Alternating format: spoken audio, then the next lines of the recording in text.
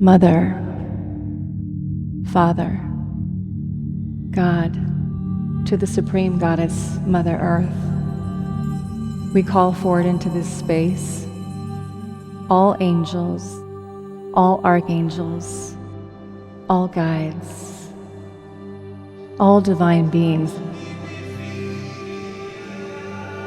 I felt like, that's right, I do have a soul. There is this thing that animates this very heavy body that I've become so identified with. You get lighter, you get clear vision of what you want to do. I'm pretty happy. I felt this awareness that I have a very armored guard around my heart, that maybe it's kind of time to let go of that a little bit. Whatever you did, however you did it, it worked. Thank you for this assistance. Thank you for the guidance. Thank you for the healing this evening. And so we say, and so it is, and so it shall be. Amen.